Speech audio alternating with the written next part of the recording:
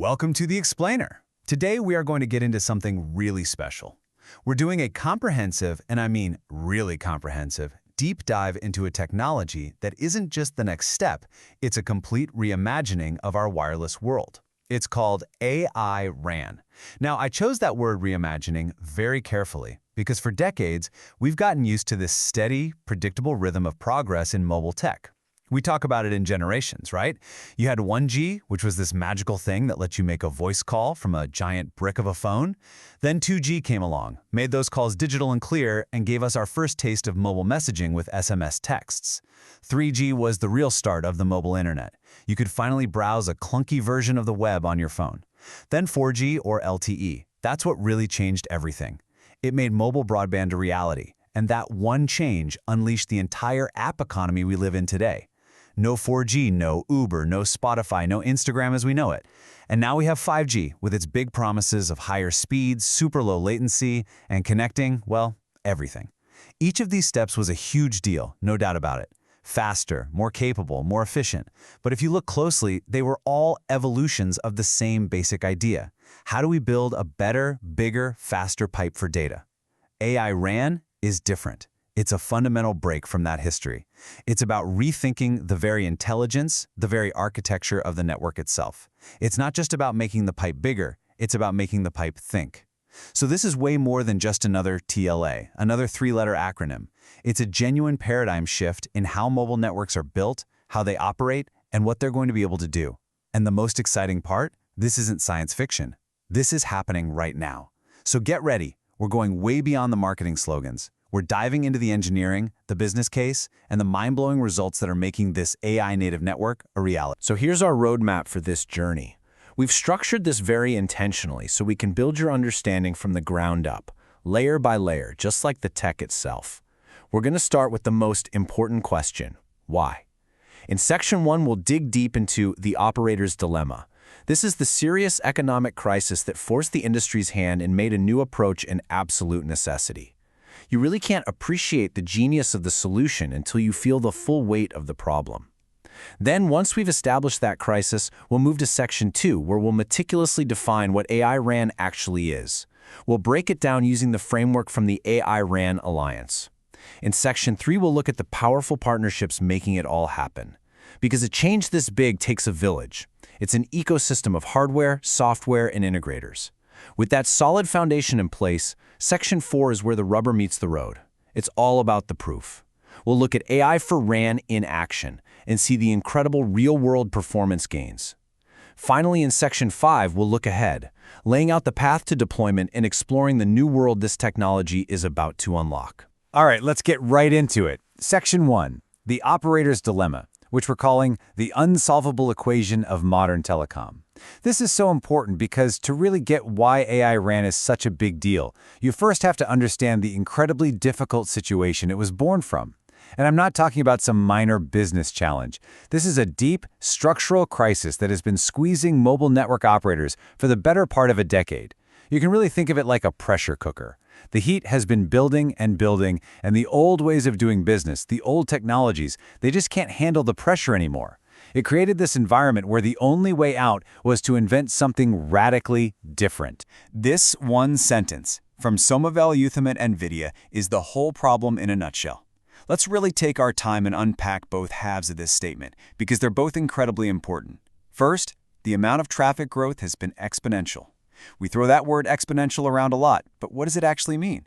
It doesn't mean things are just adding up. It means they're multiplying, compounding on themselves at a terrifying rate. Let's trace that path again. On 3G, we were excited to download a song in a few minutes. We were dealing in megabytes. With 4G, video became king. Suddenly, we're all streaming Netflix and YouTube on the go. We jumped from megabytes to gigabytes of data per person. Now with 5G, it's another explosion. We're talking 4K video streams, cloud gaming that feels instantaneous, and an endless fire hose of video on platforms like TikTok, Instagram, and YouTube Shorts. Soma puts a number on this: a 10 to 30 times increase in the sheer volume of data crossing the networks. That is just a colossal amount of growth. Now for the second and much more painful half of the quote. However, the revenues have not gone up. This is the brutal truth for operators like Verizon, AT&T, or Vodafone. Has your personal phone bill gone up by 10 or 30 times? Of course not. In fact, because the market is so competitive and because we all now expect these unlimited data plans for a flat fee, the average amount of money they make per user, what the industry calls ARPU, has been stuck in neutral. In some places, it's even gone down. So you have this nightmare scenario. Operators are being forced to carry an exponentially bigger load, which means spending billions and billions on new equipment, new cell towers, new fiber optic cables, all while getting paid pretty much the same amount of money. This is the Great Divide, the impossible equation they've been stuck trying to solve for years. And this chart, wow, it just lays the crisis bare, doesn't it? It's such a simple but powerful visual. On the left, you have this massive, towering skyscraper of a bar showing a 30 times increase in traffic. It's a visual metaphor for this absolute tidal wave of data that's just relentlessly crashing over the networks. And then right next to it, you have this tiny little bar for revenue growth. It's so small it has barely gotten off the ground. That chasm between those two bars, that's not just a gap on a slide, it's the story of an entire global industry under unbelievable financial strain. Let's use that shipping company analogy from the source material, but let's really build it out. Imagine you run a delivery service. 10 years ago, you delivered 1 million packages a month and you got paid $1 million for it. Simple enough. Now, thanks to the internet, your customers want you to deliver 30 million packages a month. But here's the kicker. They're only willing to pay you, well, still about $1 million. What happens to your business? Your costs would go through the roof. You need 30 times the trucks, 30 times the fuel, 30 times the drivers, 30 times the warehouse space. All your expenses, your capital expenditures or CapEx to buy all that new stuff would explode. Your operational expenditures, or OpEx, to run it all, the fuel, the salaries, the maintenance, that explodes too. But your income? It's flat. You would be staring at bankruptcy in no time. That is the exact corner the telcos have been backed into. It squeezes their profits to almost nothing, which in turn cripples their ability to invest in the future, to do R&D, and to deliver the very services our society now considers essential. So on top of that nightmare financial equation, there's another massive problem that's been hiding in plain sight for decades. And it's captured in this simple phrase, designed for peak. This is a concept that describes a colossal, structural inefficiency, and it's pouring gasoline on the fire of the operator's dilemma. Some of Eliatham's analogy to the power grid is just perfect here, so let's really dig into it. Think about your local electric company. They have to build enough power plants and transmission lines to handle the absolute moment of maximum possible demand. Imagine the hottest day of the year at 4 p.m. when every single air conditioner in the entire city is cranked to full blast at the same time. That one moment is their peak load. But what about the rest of the time? What about at 3 a.m. on a cool spring night? A huge portion of that incredibly expensive infrastructure, the power plants, the substations, the transformers, is just sitting there, completely idle. It's underutilized, but it's still costing a fortune to maintain, to staff, and to secure. Mobile networks are engineered with the very same philosophy. They have to be built to handle the peak traffic of a sold-out stadium during the final minutes of a championship game, or the peak traffic of a central business district at lunchtime on a weekday, or an entire city on New Year's Eve when everyone is streaming video and making calls at once. And the result? The vast majority of the time, for the vast majority of the network, that incredibly expensive radio equipment is massively underutilized. But here's the thing, it's still powered on, 24/7, consuming enormous amounts of electricity. And electricity is often the single biggest operational cost for a telco. It is a business model that has staggering waste built right into its DNA. And that really is the multi-trillion-dollar question, isn't it? How do you possibly escape this trap? You're caught between the rock of your customers demanding exponentially more data and the hard place of the market refusing to pay you more for it. And all the while, you're running this wildly inefficient network that's designed for a peak that hardly ever happens. Doing nothing is simply not an option. If they continue down this path, it means our mobile networks slowly get worse. Connections become congested and slow. It means they can't afford to invest in the next big thing, like 6G or whatever comes after. Ultimately, it threatens the very viability of the business model that our entire connected world is built on. For years, they tried the old tricks. They tried to negotiate harder with their equipment vendors, find cheaper rent for cell tower locations, or trim their staff. But those are just band-aids. The wound is too deep, the problem is too fundamental. To escape this trap, they don't need a better version of the old thing. They need something completely new. They need a new technological paradigm, one that can do three things at once. First, it has to radically improve the core efficiency of the network. Second, it has to find a way to use all that expensive hardware more effectively. And third, it has to unlock entirely new ways to make money, beyond just selling data plans. Okay, so let's move on to the solution. Now that we've really sat with the severity of the problem, we can truly start to appreciate the elegance and the power of what's being proposed. In this section, we're going to carefully deconstruct what AI RAN actually is. And we're not talking about a vague marketing buzzword.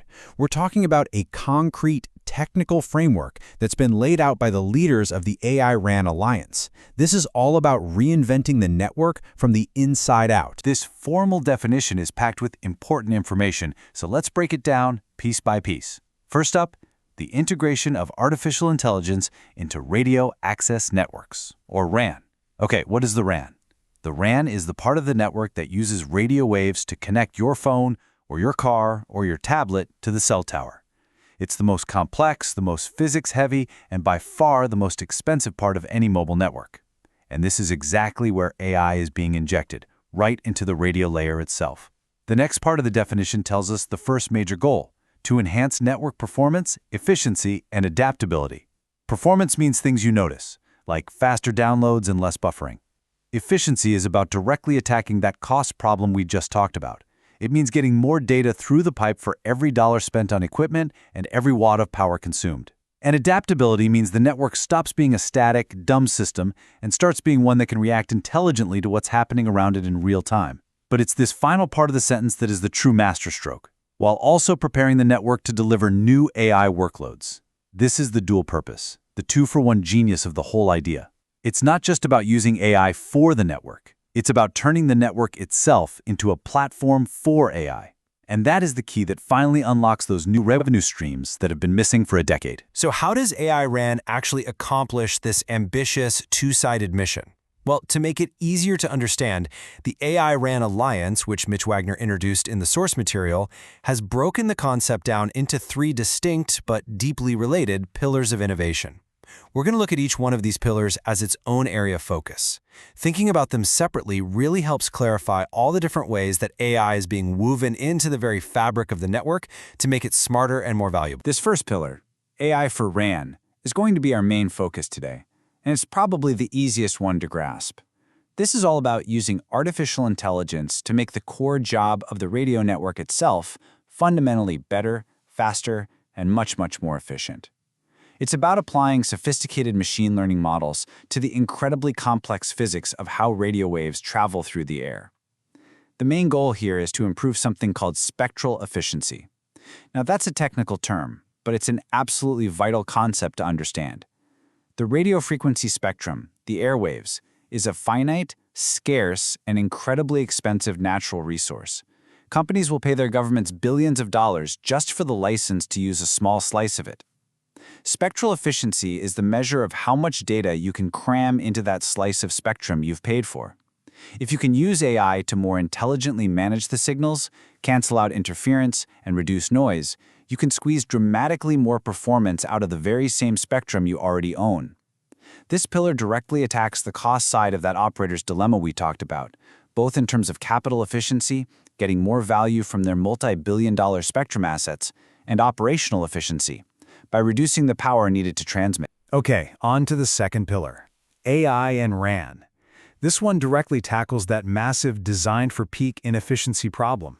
This is all about coexistence and using your assets better. The big idea here is to consolidate your hardware. So the same powerful computer that's running the specialized RAN software can, at the same time, also run completely separate AI jobs. As Soma Valutham described it, this move transforms the base station at the bottom of the cell tower. It goes from being a single-purpose, closed, proprietary box to being a flexible, multi-purpose computer.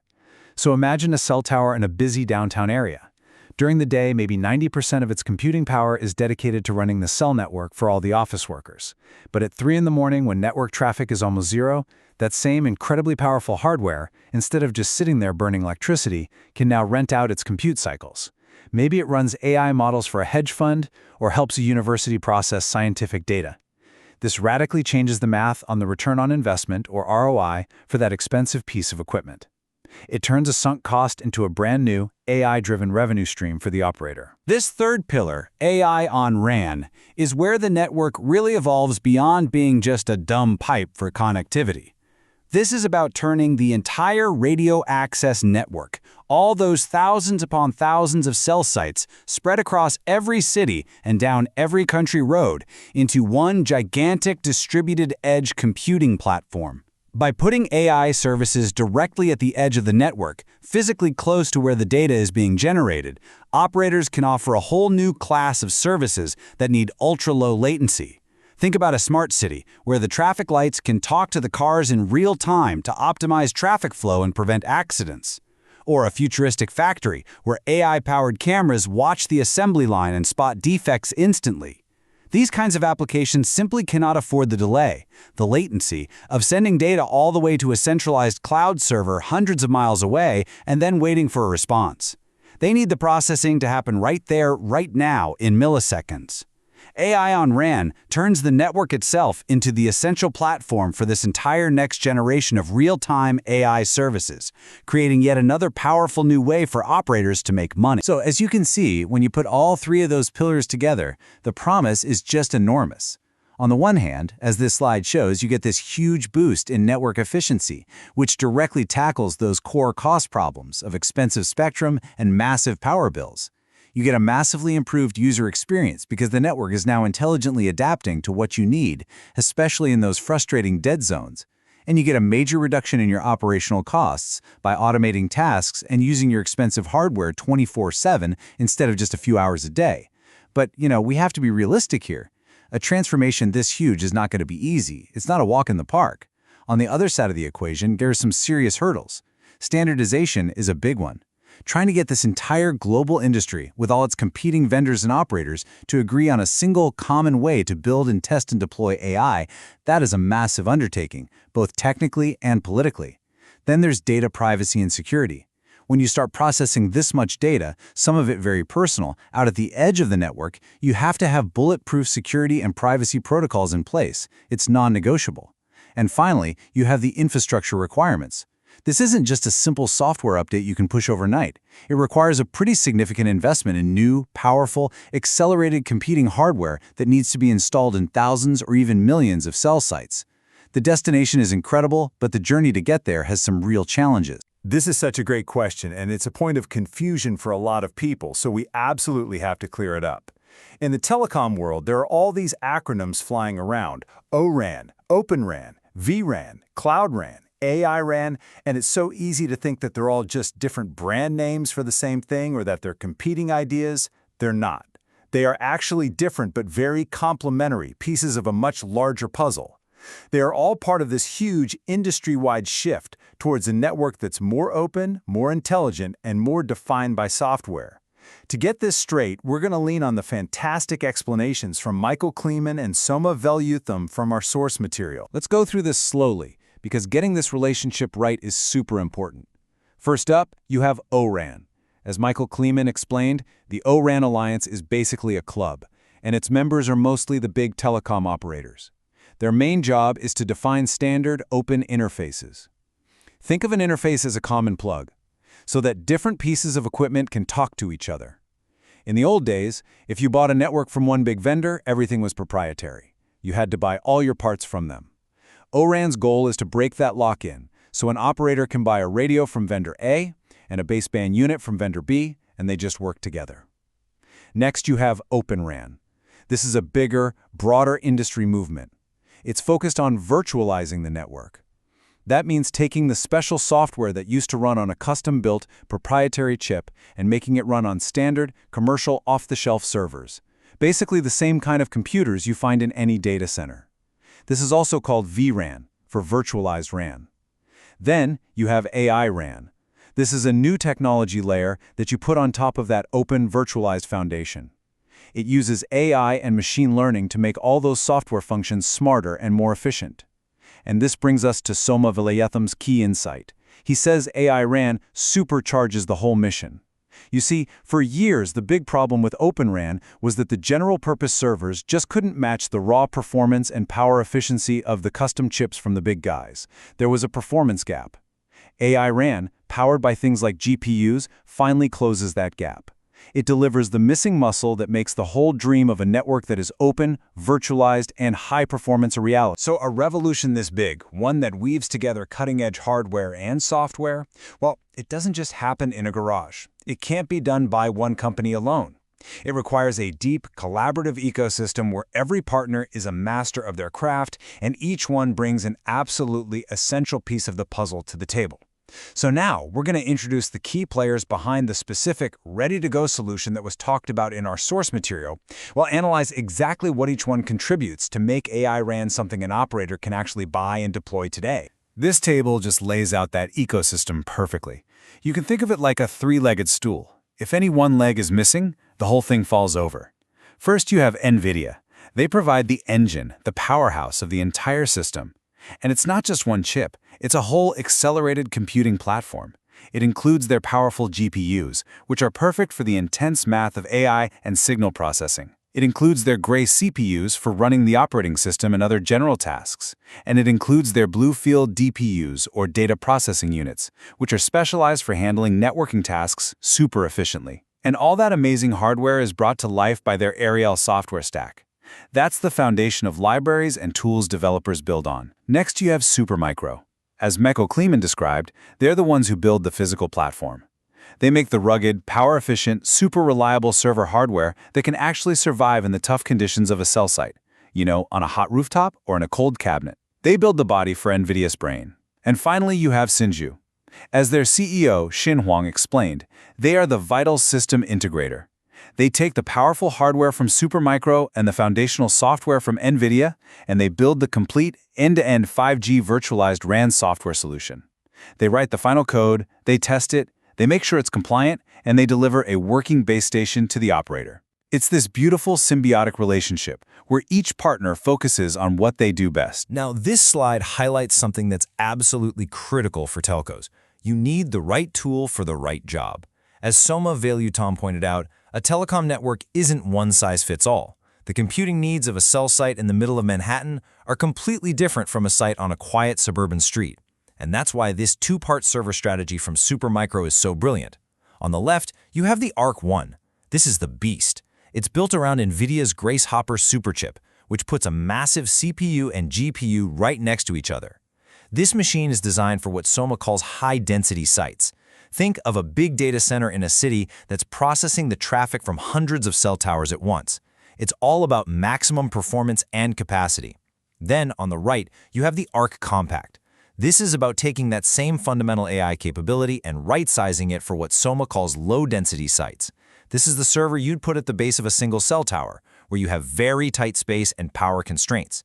Maybe you can only use 250 to 500 watts for the whole thing.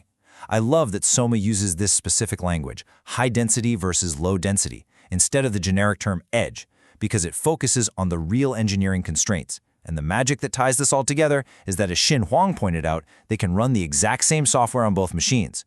For an operator, that is a huge deal. It simplifies everything, development, testing, deployment, and gives them a flexible toolkit to perfectly match the hardware to the needs of any spot in their network. Okay, I want you to just look at the numbers on this slide for a moment.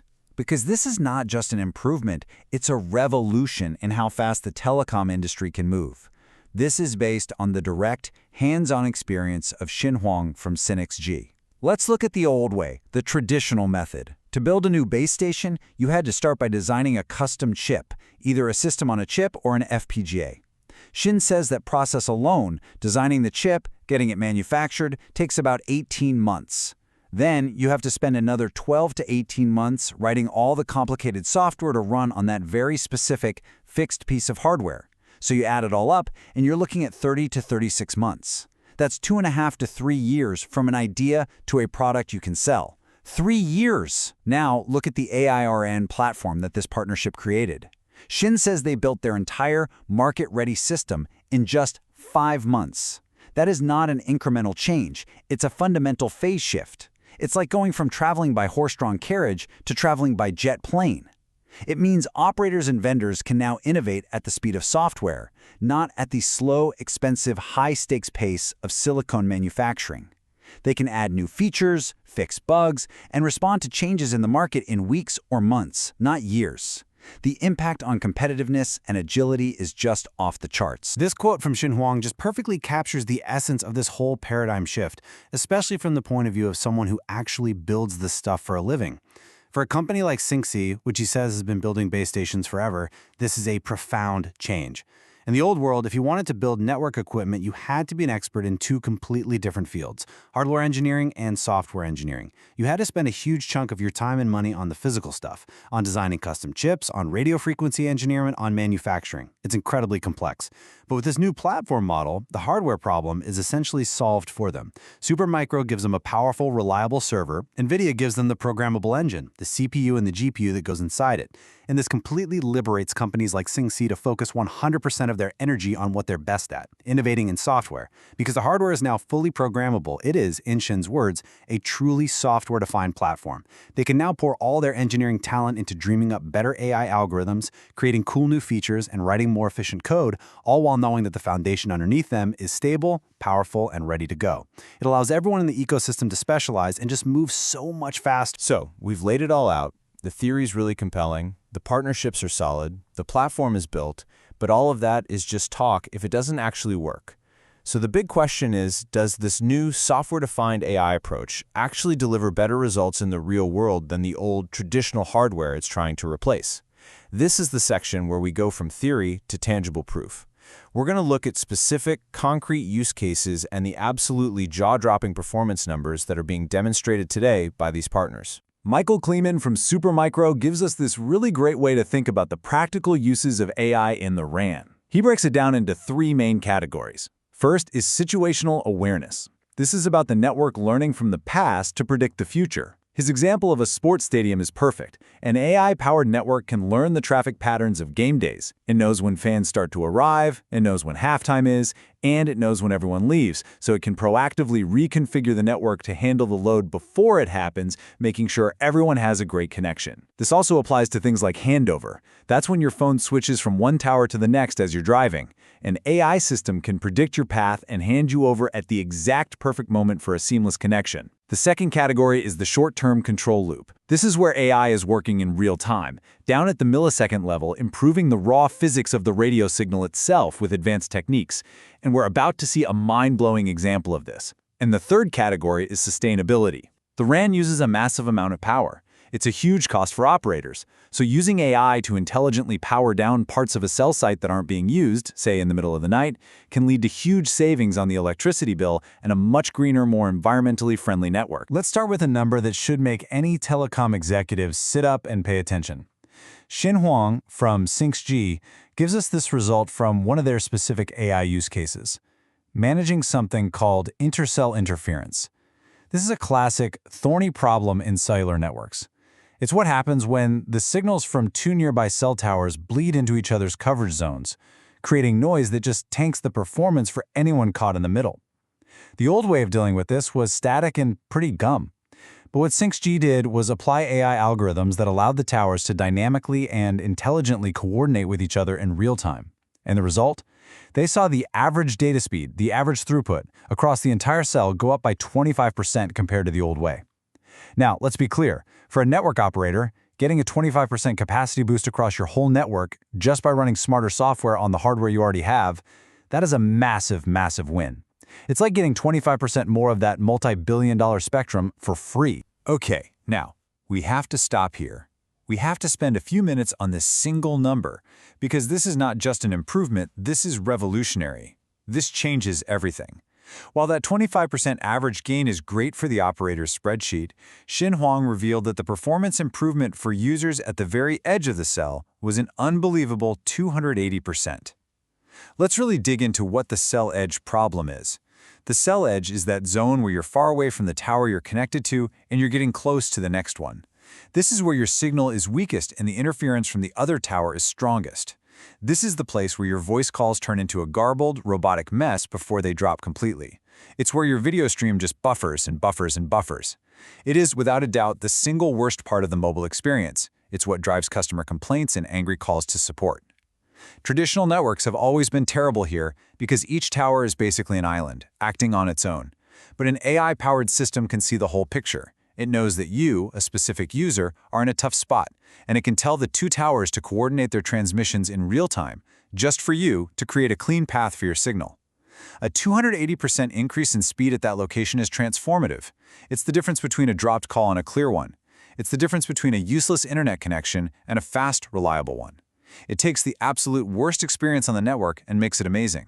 This one number, more than anything else, proves the power of AI to solve one of the oldest and most frustrating problems in wireless. And as Soma Veliuta made very clear, these incredible results aren't just coming from one small company's lab.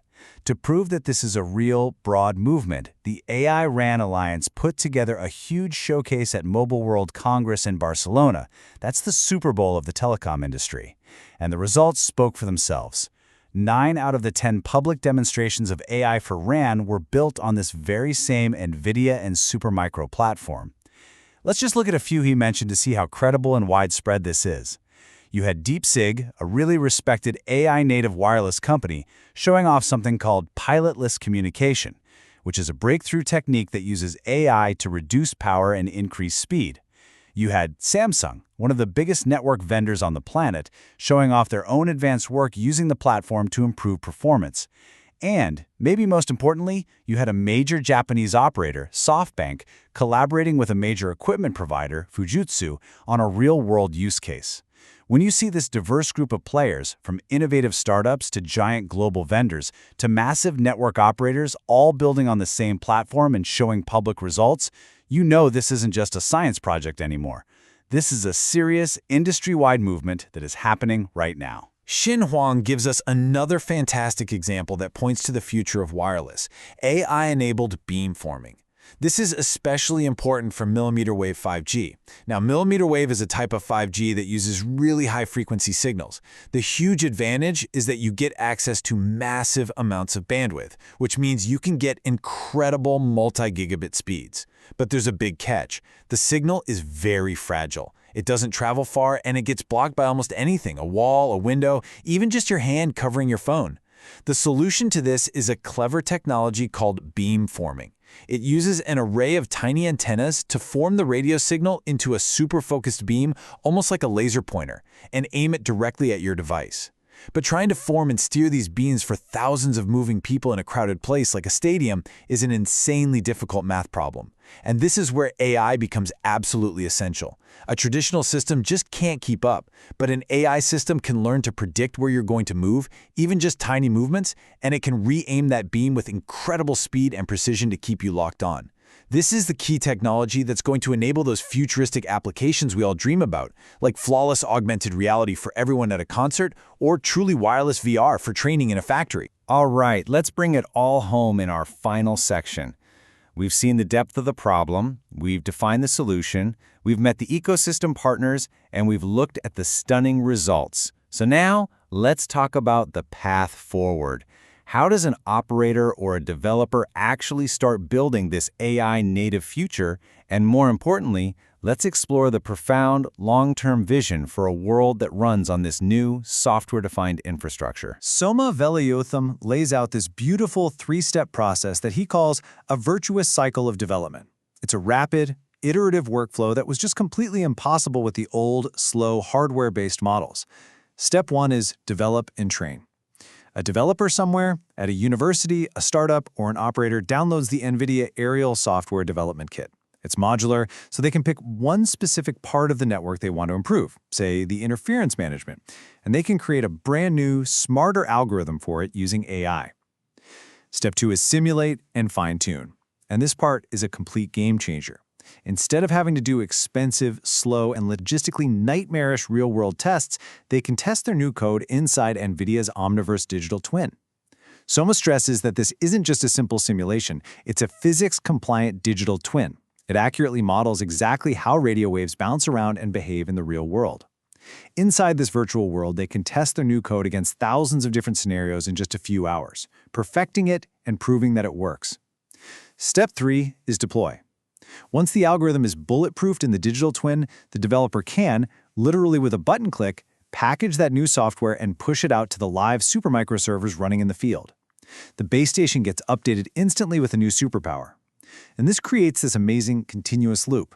Develop, Test, deploy, then collect data from the live network to feed back into the next round of training, and the cycle begins again, faster and faster. Let's just pause on that quote from Soma for a second. We have truly democratized AI for RAN.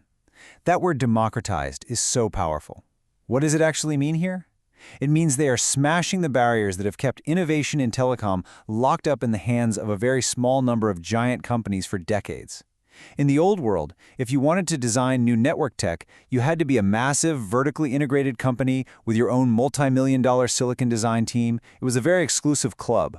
By making the essential tools, the aerial software stack, the developer kits, the digital twin, even the source code for key parts of the network, available to basically anyone with a powerful PC, they are opening the doors to thousands of new, brilliant minds. The source material mentioned there have been over 200,000 downloads of the SDK from over 2,000 different institutions. That means a small, scrappy startup, a university research lab, or even a single brilliant coder can now make a meaningful contribution to the future of global wireless networks. It's about unleashing the talent of the entire planet on these problems, not just a select few. This all leads to the central debate that's been raging in this industry. Can a flexible, programmable, software-based platform ever really compete with a custom-designed, fixed-function chip known as an ASIC? For years, the answer was no. ASICs were always more efficient, they always won on performance per watt. But Soma Velayutham argues that we have now crossed a critical tipping point, and he uses this fantastic analogy of the iPhone camera versus a professional SLR camera to explain it. He says there are 3 stages to this kind of technological takeover. Stage 1 is you have to match functionality. The first iPhone camera could take a picture, but it wasn't a very good one. The AI RAN platform today is fully functional, it can do the job. Stage 2 is you have to match efficiency. Over years of development with better hardware and amazing software tricks, the iPhone camera got so good that for most people it was just as good as a bulky SLR. Soma's arguing that the AI RAN platform with powerful GPUs has now hit this stage. It's now just as or even more power efficient than the old ASICs for the core network jobs. But then there's stage 3, outpace with AI. This is where the iPhone is today. With its computational photography, it can do things like portrait mode or night mode that are physically impossible for a traditional SLR camera. And this is the stage AI RAN is now entering, where I will start to deliver features and levels of performance that are simply impossible to achieve with old, fixed hardware. And this quote from Michael Kleeman, this is what gets me really excited about the future. He's talking about a fundamental shift from an environment of scarcity to one of abundance. He says we're getting to a point where this platform will have more performance than you really need. Think about that. For their entire careers, network engineers have been constrained. They've been fighting tooth and nail to squeeze every last bit of performance out of expensive, limited hardware. But what happens when that's no longer the case? What happens when the computer at the base of the cell tower is so powerful that it has tons of surplus performance even after running the demanding network software? That, Michael says, is when people will get really creative and innovative. The questions will change. Engineers will stop asking, can we possibly do this with the limited power we have? And they'll start asking, what incredible new things can we build with all this extra power? We probably can't even imagine half the applications that will be invented once this computational abundance is available everywhere. Xinhuang's analogy of the iPhone is the perfect mental model to wrap this all up. It really captures the essence of this whole shift. He asks us to think back to the world of mobile phones right before 2007. Those old Nokia or Motorola phones, they were like the old telecom networks. They were amazing at one thing, making phone calls. They were tough, the battery lasted forever. But they were closed, fixed-function devices. You couldn't change what they did. Then the iPhone arrived. And the iPhone wasn't just a better phone, it was a powerful, general-purpose computer that fit in your pocket. And the phone part of it? That was just one app running on the computer. This is exactly what's happening to our network infrastructure. This new AI RAN platform isn't just a better base station. It is a powerful, programmable, software-defined computer that is being deployed on every street corner and every rooftop. And the 5G connection, that's just the first app running on this new global computer. So, as we wrap this up, let's just synthesize the 3 biggest takeaways from this entire deep dive, pulling together the final thoughts from our experts. First, as Soma explained, this platform elegantly solves the classic innovator's dilemma for telcos.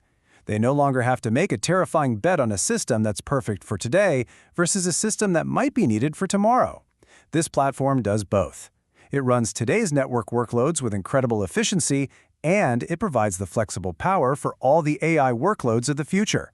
The risk is gone. Second, as Michael's point about creativity shows, software-defined is everything. We are witnessing the end of the slow, decade-long waterfall cycles of hardware generations like 4G and 5G. We're moving to a model of continuous, agile software updates just like the rest of the tech world. And third, as Shin's experience proves beyond a doubt, the ecosystem is absolutely essential. A change this big is too complex for any one company. It demands the kind of deep, symbiotic partnership we've seen between the hardware platform from Supermicro, the accelerated computing from NVIDIA, and the crucial system integration from SynXG. And so we end here, on this final provocative question. For 100 years, we have thought about our communication networks as plumbing. They were the pipes that carried information from one place to another. But what we've talked about today is a complete reframing of that idea. We have seen how the network is transforming from dumb, fixed hardware into a powerful, programmable, AI-native computing platform that is being distributed across the entire planet, to every city, every town, every street. Connectivity is just its first app. This opens up a landscape of possibilities that is almost impossible to comprehend. New services, new efficiencies, new businesses that we can't even imagine today. So the final question isn't a technical one. It's a creative one. It's a challenge to all of us. With this new global platform for creation now being built, what will we, as a civilization of innovators, creators, and builders, choose to build next?